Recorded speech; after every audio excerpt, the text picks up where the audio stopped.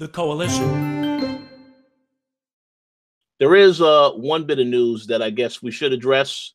It is a rumor. I mean, I don't think we'll have too much to say on this topic, but obviously there was some news that came out this week, a rumor suggesting that Microsoft they had plans to buy EA, Valve, or PUBG. Now, obviously, said that rumor has since been debunked, but we wanted to have a general discussion about pretty much, are any of those real possibilities to begin with? And basically, what are our initial thoughts on if they were to buy either one of them? So I just want to say one thing really quick about this topic before I hand it over to Mr. Lugo and Gary. Of the three mentioned, EA, Valve, and PUBG, I definitely think PUBG is probably the best one that I could see happening, only because that is currently on the Xbox One. It's on PC as well. So if they wanted to try and purchase that company to lock up the rights so that the game never comes to PlayStation, that is a viable option. I could see that happening. With EA, I don't think so, because EA is a company that they love making money. And I think a lot of their games, they want to get it on as many platforms as possible. So I would never see them doing any deals with Microsoft just to have something exclusive. Now, if you could make the argument that maybe there's some IPs that they could try and put that specifically on Xbox, possibility, but I still think, EA, they're all about that money, man. I think they don't really care too much about having anything exclusive to Xbox at this point. And I think Microsoft had opportunities in the past to purchase certain IPs such as Mass Effect, but they decided not to. So I don't think they're going to go that route. But again, that's just my personal opinion. Gary, what do you think about this particular rumor that we heard this week? Yeah, so, I understand that it's just a rumor, but I like to, entertain these rumors sometimes when it's as massive, like as huge as this rumor was. It's a very game-changing thing, for Microsoft to buy two of those companies would be a game changer. As for PUBG, let me go with PUBG first. So I look at PUBG as a wave.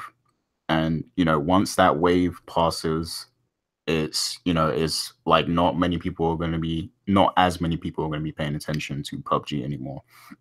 And we're already seeing a lot of games adopt the battle royale style.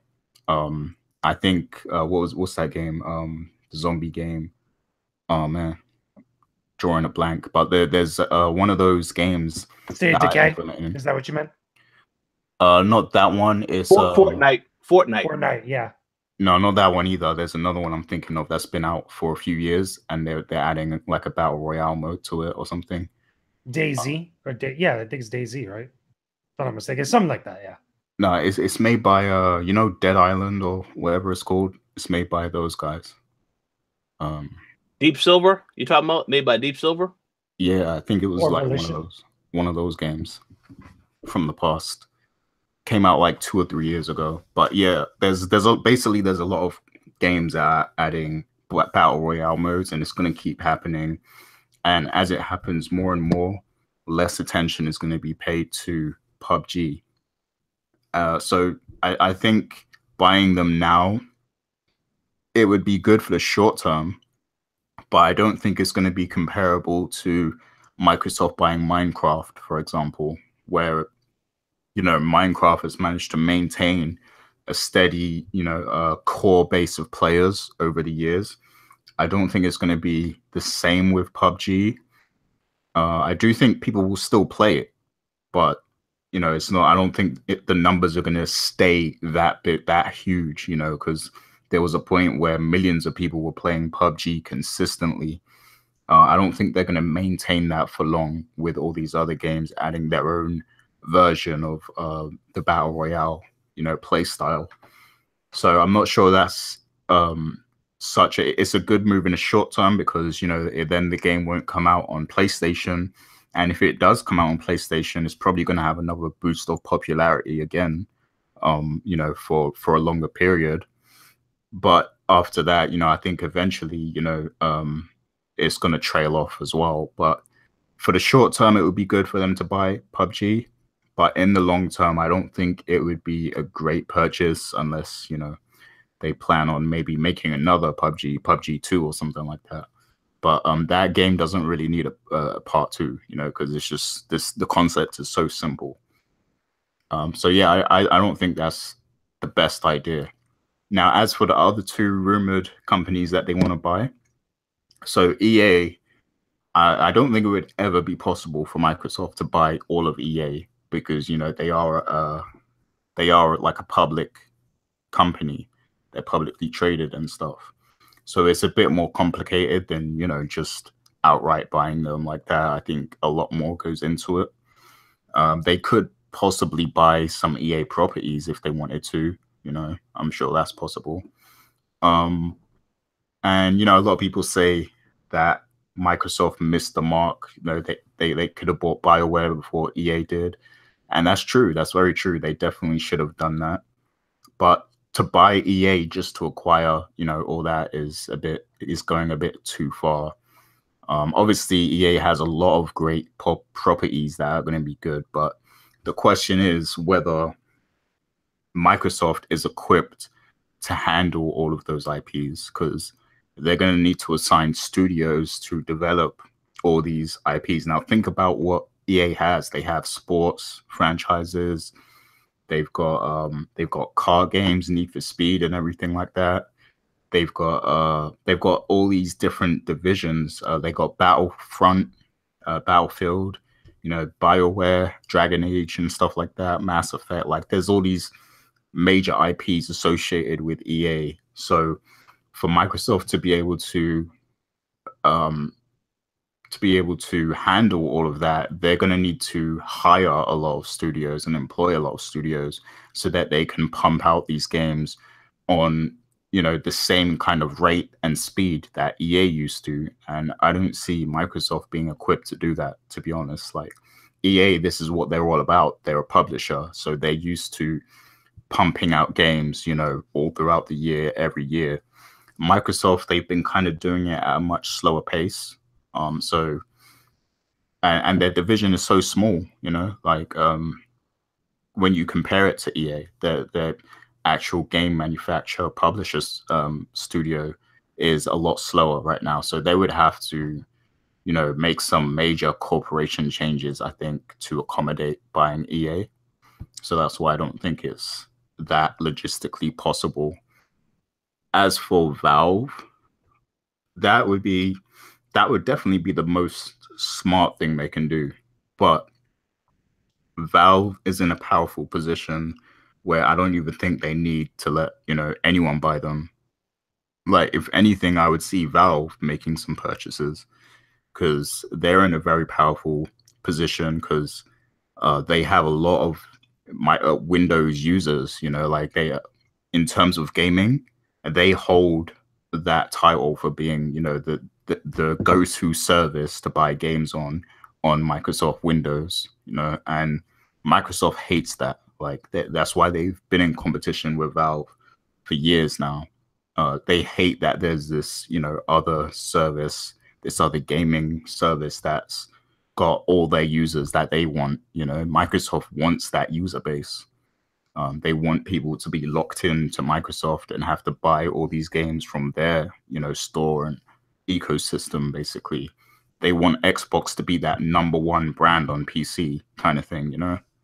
And that's why they want to buy Valve, but I don't think they're going to do it. Like, I think Valve is going to play hardball till the end. So the best thing Microsoft can do is really, like, just try to compete with Valve. If they can get on a level where they can just compete with them, that's good enough. And the key to doing that is Game Pass, and, you know, just make the Windows Store more user friendly as well.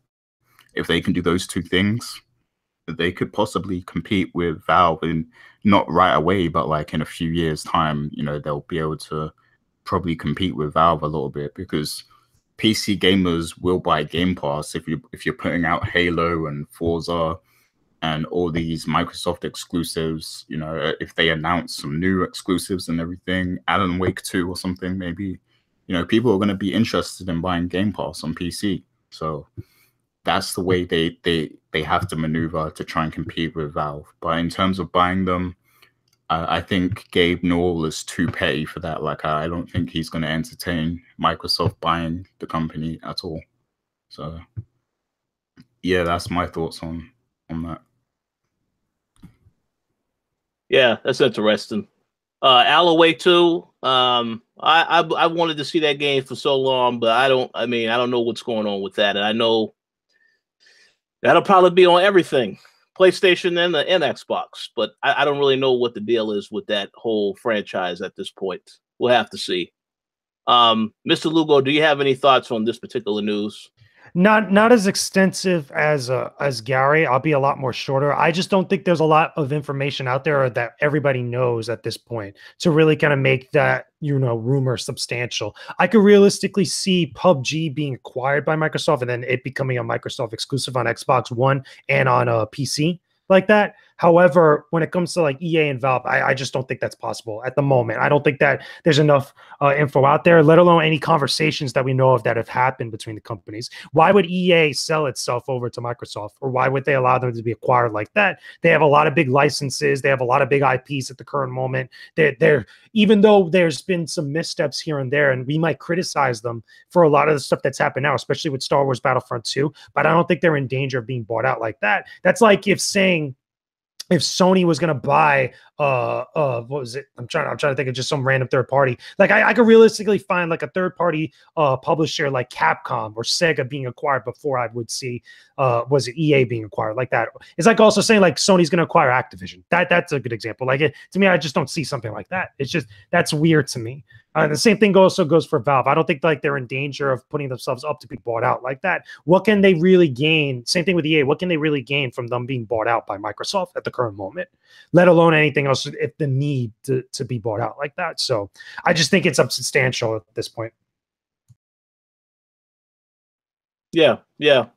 I agree. And honestly, like I said, they do have a lot of franchises that have been dormant for a while that, you know, you wonder if EA is ever going to do anything with those franchises. But honestly, I think even if they were to try and buy some of those franchises, I think they would be less successful now than when Peter Moore was actually there, because at least when Peter Moore was there, you know, knowing his history with Microsoft, then I could see them maybe working closer together on actually trying to get something exclusive to Xbox. But now I just don't know. And again, because EA, there's a lot, like I said, they want to make sure they cater to as many audiences as possible. We already know that the battle, you know, in terms of Star Wars Battlefront 2, that still didn't quite reach the sales numbers that they wanted it to reach. And that is right there a reflection of my thoughts of to confirm that, yes, this company is only concerned about money. So I don't think they're going to go to Microsoft exclusive and just say, yeah, we'll just put stuff out on Microsoft when they can put stuff out on Switch and PlayStation also, as well as PC. So we'll see what happens.